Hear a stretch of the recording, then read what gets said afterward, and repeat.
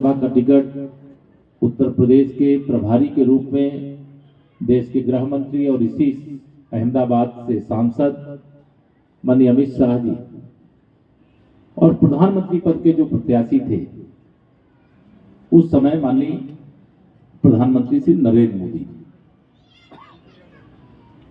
मैं यह मानता हूं कि जब 2014 का लोकसभा चुनाव आया मुझे भी टिकट मिला था। मैं भी ऐतिहासिक सीट जिसे फूलपुर के नाम से जाना जाता है, जिसमें देश के पहले प्रधानमंत्री श्री जवाहरलाल नेहरू जी जीत करके आते थे, लेकिन मैं वहां 3 लाख से ज्यादा वोटों से जीता था। इतने वोटों से वहां नेहरू जी भी नहीं जीते थे।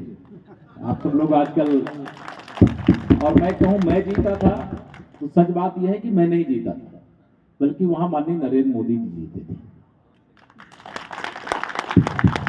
अब आप कल्पना करिए, फूलपुर संसदीय सीट भाजपा जब से बनी, जनसंघ जब से बना, पहली बार वहां भाजपा के रूप में मुझे विजय मिली थी और वह माननीय नरेंद्र मोदी जी को प्रधानमंत्री पद का प्रत्याशी बनाए जाने के बाद मुझे विजय मिली थी। मैं देश की संसद में भी पहले कार्यकाल में कुछ समय तक वहां था। फिर 2016 में माननीय गृह मंत्री जी राष्ट्रीय अध्यक्ष थे भाजपा के, और माननीय प्रधानमंत्री जी के आशीर्वाद से मुझे यूपी बीजेपी का अध्यक्ष बनाया गया। और उस समय जब हम यूपी बीजेपी के अध्यक्ष बने तो 40 विधायक, हमारे पहले 47 चुन करके आए थे, फिर बाई इलेक्शन हुए तो उसमें 7 सीटें हमारी घट गई थी और 40 टोटल विधायक हम लोग विधानसभा में भाजपा के थे। जब अध्यक्ष बनाया गया तो एक जो गूंज थी 2014 के लोकसभा चुनाव में, जब समाजवादी पार्टी की यूपी में सरकार थी, गुंडागर्दी, दंगा फसाद, बवाल चरम सीमा पर। उस समय वोट डालने से भी लोग भय खाते रहे, लेकिन माननीय मोदी जी को प्रधानमंत्री बनाना है, चाहे गोली सीने में खाना पड़े तो भी खाने की हिम्मत रख करके लोग घरों से निकले थे। और 73-80 में से 73 सांसद यूपी से लोकसभा में जीत करके आए थे। और 2017 के विधानसभा चुनाव में जब मैं अध्यक्ष था तो मेरा सौभाग्य था कि जब देश का नेतृत्व देश के वर्तमान गृह मंत्री भारतीय जनता पार्टी के अध्यक्ष के रूप में कर रहे थे और सरकार का नेतृत्व जब देश के प्रधानमंत्री के रूप में माननीय नरेंद्र मोदी जी कर रहे थे, उस समय मुझे प्रदेश का अध्यक्ष बनाया गया। और प्रदेश अध्यक्ष के नाते जब जिम्मेदारी दी गई तो हम 40 सीट से 325 सीटें जीतने में सफल हुए विधानसभा, और ऐसी प्रचंड बहुमत की सरकार यूपी के इतिहास में पहली बार बनी। 2019 का लोकसभा चुनाव आया, जो यूपी से संबंधित होंगे उनको सबको आइडिया होगा कि सपा और बसपा मिल जाए, उसके बाद भाजपा का खाता खुलना भी जहां मुश्किल हो सकता था, उस परिस्थिति में भी 64 सांसद भारतीय जनता पार्टी गठबंधन के जीत करके आए और 300 से ज्यादा देश के सांसद चुन करके मोदी जी के नाम पर, मोदी जी कोई प्रत्याशी का नाम नहीं लेते थे कि आप मुझे वोट दे रहे हो, कितना इतना कह करके चले आते थे और ईवीएम मशीन कमल के फूल से लबालब हो जाती थी। सपा बसपा के गठबंधन के बाद भी 64 सांसद हमारे जीते। अब तो हमारे 66 हो गए, हम आजमगढ़ और रामपुर भी जीत चुके हैं। अभी 67 हो जाएगी 8 दिसंबर को, जब यहाँ की वोटों की गिनती होगी उसी दिन मैनपुरी लोकसभा सीट की वोटों की गिनती भी होगी। उपचुनाव वहां का भी घोषित है। यूपी से 67 सांसद हो जाएंगे। माननीय मोदी जी की लक्ष्य क्या है? मोदी जी कमजोर होंगे देश मजबूत होगा क्या? मोदी जी मजबूत होंगे तो मतलब हिंदुस्तान मजबूत हो जाएगा। और उसकी प्रेरणा कहां से मिलती है? मोदी जी को देश में क्यों प्रधानमंत्री के रूप में उनको घोषित, पार्टी ने घोषित किया, उससे पहले चुन लिया था जनता ने, क्योंकि मोदी मॉडल की गूंज पूरे हिंदुस्तान में थी। जो नौजवान होंगे उनको नहीं मालूम होगा, लेकिन जो कम से कम 50 साल 40-45 साल के होंगे उनको याद होगा। अहमदाबाद में रहते हो, क्या कोई साल ऐसा जाता था क्या 4-6 दंगे ना हो? यहाँ पे याद है? जो युवा पीढ़ी के लोग उनको नहीं मालूम हो। 27 साल से तो बीजेपी की सरकार है, इसे भाजपा सरकार माने दंगा मुक्त प्रदेश। और आज हम कह सकते हैं कि यूपी अगर दंगा मुक्त है, गुंडागर्दी से मुक्त है, तो हमने मोदी मॉडल ही यूपी में लागू किया, इसलिए ये सब मुक्ति मिली। इसलिए मैं एक लाइन कहता हूं आप सबको, विश्वास करो तुम मोदी पर, यह नव युग का निर्माता है, ऐसा नेता इस धरती पर एक बार ही आता है। तो मैं आप सबसे बहुत लंबी बातें करूं, क्योंकि मैं देख रहा हूं कोई शिक्षा के क्षेत्र में, कोई चिकित्सा के क्षेत्र में, कोई व्यवसाय की दृष्टि से, सब बहुत महत्वपूर्ण लोग बैठे हुए। मैं केवल संक्षेप में इतना ही कहना चाहता हूं कि गुजरात विधानसभा का जो चुनाव हो रहा है, आप में से मैं जानता हूं कई लोगों का संपर्क अहमदाबाद में रहते हुए सूरत में भी होगा, सौराष्ट्र क्षेत्र में भी होगा, गुजरात के अलग अलग हिस्सों में होगा, है कि नहीं है? ये मोबाइल इसलिए नहीं है आपके पास इस समय, ये केवल एक पीढ़ी की लड़ाई नहीं है। मतलब ये नहीं है कि ये सरकार, तो आप भी जानते हो, मैं भी जानता हूं, पूरा हिंदुस्तान जानता है, और जनता भी बोल रही थी जोर जोर से कि भाजपा फिर आने वाली है। कोई शंका है क्या आप लोगों को? नहीं, कोई नहीं। भाजपा फिर आने वाली है, लेकिन अब की बार 150 पार, और ये 150 पार करने में हमारी भूमिका क्या होगी? आज यह निर्णय लेकर के, संकल्प लेकर के यहां से जाना है। कई बार ये होता, हाँ ठीक है, भाजपा के पक्ष में हम भाजपा की विचारधारा से सहमत हैं, मोदी जी के नेतृत्व से सहमत हैं, भाजपा के सरकार के सुशासन और विकास से सहमत हैं, गरीब कल्याण की योजनाओं से सहमत हैं, सबका साथ सबका विकास के मंत्र से सहमत हैं। ये सब जानते हैं, कुछ का साथ कुछ का विकास करना भाजपा और मोदी जी का काम नहीं है, सबका साथ सबका विकास करना। तो ऐसी परिस्थिति में हमारा दायित्व क्या है? यह दायित्व केवल नहीं है कि हम केवल अपने घर के परिवार के वोट केवल डाल करके चले आए। जिस श्रेणी के लोग मुझे लगता है यहां पर बैठे हैं, या सब कम से कम 1000 से लेकर के 10-10 हजार वोटों को कन्वर्ट करने की क्षमता रखते हैं कि नहीं रखते? और 5 दिसंबर और आज 14 है ना, 13 5 दिसंबर और 13 नवंबर के बीच में समय कितना बचा है? 20-22 दिन का समय बचा है। अगर कांग्रेस की सरकार होती तो 22 दिन तो कर्फ्यू लगा रहता। इसलिए ये 20 दिन 22 दिन जो भी समय है, मैं एक ही आह्वान करता हूं, एक ही अपील करता हूं, एक ही प्रार्थना करता हूं आप सबसे कि 20 दिन 22 दिन का जो समय है, कांग्रेस के कुशासन काल को केवल याद कर लीजिएगा। ये मान लीजिएगा कि 22 दिन कांग्रेस जैसी पार्टी ने, जिसने देश को बर्बाद करने का काम, गुजरात को बर्बाद करने, आप बताइए मोदी जी नहीं आते तो साबरमती का जो आपको रिवर फ्रंट बना ही मिलता क्या पीने के? इतना शुद्ध पानी मिल जाता क्या? नहीं मिलता। मोदी जी नहीं होते तो अयोध्या में रामलला का मंदिर बन पाता क्या? मोदी जी नहीं होते तो विश्व के सबसे बड़े मंच संयुक्त राष्ट्र संघ में मोदी जी ने कहा, हमने दुनिया को बुद्ध दिया है, हमने दुनिया को युद्ध नहीं दिया। ये कोई कहता क्या? अभी सम्राट अशोक जी की लाट मुझे भेंट करने का काम हुआ, आप लोगों ने देखा होगा। इसी गुजरात के लाल और काशी के सांसद और देश के प्रधानमंत्री माननीय मोदी जी ने देश के नए संसद भवन में सबसे पहले किसी चीज का लोकार्पण किया, तो इसी सम्राट अशोक जी की लाट का लोकार्पण किया। तो यह सारी परिस्थिति में बहुत सारी बातें आपको बता सकता हूं। बस इतना मुझे कहना है कि आज से लेकर के 20-22 दिन का जो समय है, इसको पूरा का पूरा कमल खिलाने के लिए लगा दीजिए। और एक मेरा यही नारा है, बाकी सब कुछ जाइए भूल, याद रखिए नरेंद्र मोदी और कमल का फूल। कर लोगे ये काम? जो लोग कर लेंगे जरा वो हाथ उठा के बता देगा। हो जाएगा, हो जाएगा। अच्छा, कुछ लोग नहीं उठा रहे हैं। सभी लोग पूरी ताकत से लगिए। और बस वही एक पंक्ति गुरु गोविंद सिंह जी की है ना, 1.25 लाख से एक लड़ाऊं।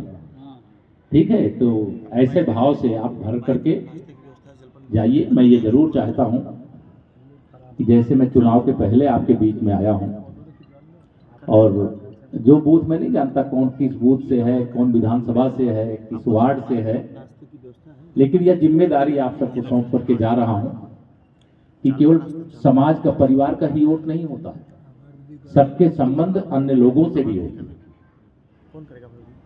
कहीं वोट कोई दूसरी पार्टी कांग्रेस लड़ रही होगी, वो भी 10-20 हजार वोट पा जाता होगा, लेकिन उसमें से हम कितना लेकर के आते हैं, यह भी एक जिम्मेदारी लेकर के 8 दिसंबर को वोटों की गिनती हो जाने दीजिए। दिसंबर में मौका मिलेगा तो दिसंबर में, अन्यथा जनवरी में इसी पार्क में अगर मौका मिलेगा तो बैठा जाएगा।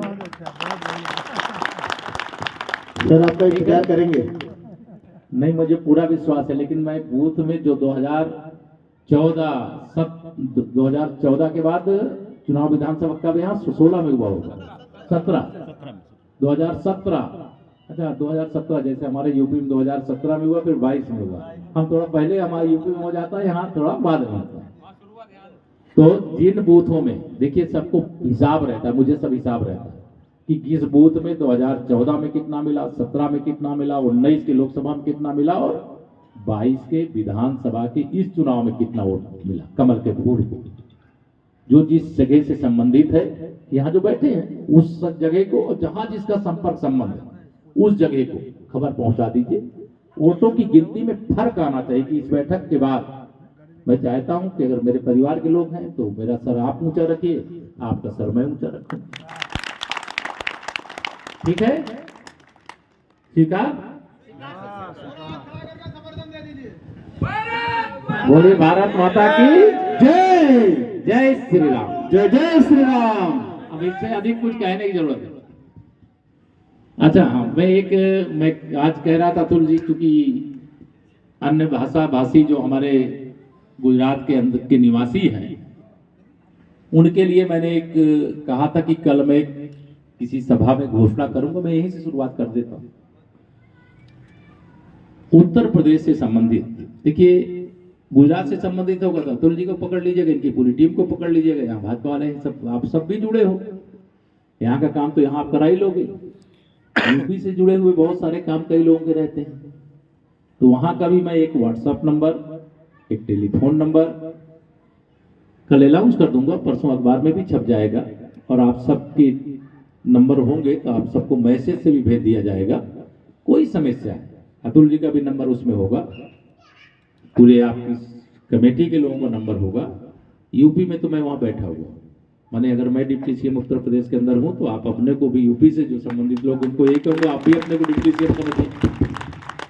यद्यपि मैं अपने को कार्यकर्ता पहले समझता हूं, डिप्टी सीएम बाद में समझता हूं, लेकिन फिर भी उत्तर प्रदेश से संबंधित किसी जिले के कोई निवासी, कोई समस्या, समाज के लोग हैं उनके लिए भी कह रहा हूं, और उत्तर प्रदेश के निवासी अन्य हमारे भाई बहन जो रहते हैं उनसे संबंधित उनके लिए भी, जो कहीं पर भी मेरे लायक जरूरत, तो ये आप समझ लीजिए कि वो सरकार भी, जैसे गुजरात की सरकार आप बनाने वाले हो और उत्तर प्रदेश सरकार आप बना चुके हो, तो दोनों सरकारें आपकी, दोनों सरकारें। और बाकी राज्यों में कोई मध्य प्रदेश वाला होगा तो मध्य प्रदेश में भी भाजपा है, फिर भाजपा आने वाली, राजस्थान में भी भाजपा नहीं है, कांग्रेस है, लेकिन जैसे चुनाव होगा वहां भी भाजपा आ जाएगी। अगले साल अंत में है, मुझे मालूम, आप सबको मालूम होगा, क्योंकि राजस्थान पड़ोस का राज्य है, आप लोगों को सबको पता होगा। तो मेरा आप सबसे ये कहना कि आने वाले समय में हिंदुस्तान के हर राज्य में कमल खिलेगा। आपको कोई शंका है जो मैं कह रहा हूं? नहीं, बिल्कुल नहीं। देखिए भाजपा ही भविष्य है, भाजपा ही सुरक्षा है, भाजपा ही विकास है, भाजपा ही सुशासन है, भाजपा ही विश्व में भारत की पहचान है। आज मोदी जी का नेतृत्व नहीं होता, धारा 370 हट जाती क्या? बिल्कुल संभव नहीं था। अगर मोदी जी का नेतृत्व नहीं होता तो दुनिया के हर मंच पर भारत की जय जयकार होती क्या? नहीं होती। हर मैं चीज में देखता हूँ, रूस यूक्रेन का युद्ध, दोनों देश की सेनाएं एक दूसरे को मार डालना चाहती, समाप्त कर देना चाहती, लेकिन अगर तिरंगा हाथ में है तो कोई भारत के नागरिक को भी गोली, अगल बगल से कोई गोली लगी क्या किसी को? नहीं लगी। ये मोदी जी के 56 इंच के सीने वाले की ताकत है, आप सबके आशीर्वाद से। ओसामा बिन लादेन को मारने के लिए अमेरिकी फौज घुस गई थी पाकिस्तान में, मालूम है ना आपको? लेकिन ये इतिहास तो हम बोलते थे, और ये एक गीत भी गाया करते थे, जो मतलब दुनिया में जो शक्तिशाली कमजोर होता है उसका कोई ध्यान नहीं देता है। भारत के अंदर भी आतंकी हमला हुआ जब मोदी जी देश के प्रधानमंत्री थे, तो घुस कर मारा कि नहीं मारा? तो ये अंतर होता है। ये अंतर जो हुआ है उस अंतर को ध्यान में रखते हुए आज जो भी परिवर्तन हिंदुस्तान के अंदर, अब अपना ही ध्यान नहीं रखना, आने वाली 10 पीढ़ी का ध्यान रखना। हम बहुत अच्छे सुरक्षित हैं और हमारे बच्चे असुरक्षित रहे, बच्चों के बच्चे असुरक्षित हो जाए, ये ठीक है क्या? हम भी सुरक्षित रहे, हमारी आने वाली 10, 20, 50 पीढ़ियां सुरक्षित रहे, पूरे विश्व का नेतृत्व भारत करे, आज इसकी आवश्यकता है। और इस आवश्यकता की पूर्ति माननीय नरेंद्र मोदी जी के नेतृत्व वाला भारत कर सकता है, भारतीय जनता पार्टी के नेतृत्व वाली भारतीय जनता पार्टी की सरकार कर सकती है, राज्य में चाहे राष्ट्र में। और यह दृश्य, आप सब पढ़े लिखे लोग हैं, पूरा स्वतंत्र भारत के इतिहास का पूरा दृश्य आप जाइए, गूगल के अंदर जाइए, यूट्यूब के अंदर जाइए, सब जिसके बारे में जो जानना चाहते सब तो पता चल जाता है। आप पता करेंगे तो आपको पता चल जाएगा कि पहले क्या होता था, अब क्या हो रहा है और आगे क्या होने वाला है। उत्तर प्रदेश से 80 के 80 सांसद 2024 में मोदी जी को फिर से देश का प्रधानमंत्री बनाने के लिए जीत करके आने वाले हैं। और ये 2022 का चुनाव जो गुजरात का हो रहा है, इसके पहले यूपी का था। यूपी के चुनाव सारी विरोधी ताकतें, मोदी विरोधी, भाजपा विरोधी ताकतें पूरी ताकत से लगी थी कि किसी तरह से अगर यूपी में बीजेपी को रोक लिया तो फिर देश में मोदी जी को रोक लेंगे। और केवल देश की ताकतें नहीं लगी थी, दुनिया की ताकतें लगी थी, ध्यान रखना। अब गुजरात पर निशाना की, गुजरात में अगर बीजेपी को रोक लिए, कमजोर कर लिए, तो देश में मोदी जी को कमजोर कर लेंगे। लेकिन मुझे विश्वास है, जब गुजरात ने तो देश को दिशा देने का काम किया जी, अगर गुजरात का नेतृत्व हमें नहीं मिलता तो शायद देश का जो आप यह सुंदर दृश्य देख रहे हैं, देखने का मौका भी नहीं मिलता। इसलिए अब तक की कई सरकारें आपने बनाई है, लेकिन 2022 की सरकार ऐसे बनाई है जैसे 2014, 2019 के लोकसभा चुनाव में कांग्रेस को 0 पर आउट कर देने का काम किया था। आप लोगों ने किया था कि नहीं किया, बताओ? यही गुजरात है ना, यही हनुमान जी की तरह शक्तिशाली लोग अपनी ताकत भूल जाते हैं तो थोड़ा सा कांग्रेस को, चलो अच्छा थोड़ा सा दे दो, कुछ नहीं देना। इनको देने से फायदा क्या है? कांग्रेस को वोट देना मतलब अपना वोट बर्बाद करना, बर्बाद करने के लिए वोट है क्या? अपने वोट की ताकत दिखाइए और बता दीजिए पूरे देश के, हिंदुस्तान को, कि जिस प्रकार से गुजरात मोदी जी के साथ खड़ा है, पूरा हिंदुस्तान बहुत मजबूती से खड़ा है और गुजरात भी खड़ा। मैं सब जगह देख रहा हूं दृश्य, लेकिन यहां से एक और बड़ा संदेश जाना चाहिए। जाना चाहिए कि नहीं जाना चाहिए? मैं आप सब लोगों से यही अपील करके जा रहा हूं, प्रार्थना करके जा रहा हूं कि 8 दिसंबर के बाद जब मैं आऊं तो मुझे ना कहना पड़े या आपको ना बताना पड़े, जो यहाँ पे प्रत्याशी हैं वह बताओ, पार्टी के जो पदाधिकारी है वो बताओ कि इस बार इस बूथ पे हमें वोट कम मिलता था, इस बार यह बैठक हुई थी इसलिए यहाँ पर वोट हमें ज्यादा मिला है, ज्यादा कमल के फूल के लिए। इसलिए हम लोग देश में नारा लगाते, बाकी कुछ सब कुछ जाइए भूल, याद रखिए नरेंद्र मोदी और कमल का फूल। बस इतना ही निवेदन करके अपनी वाणी को देता हूं विराम। जरा दोनों हाथ उठा करके बोलिए जय श्री राम, जय श्री राम। आप सबका बहुत बहुत धन्यवाद। जय।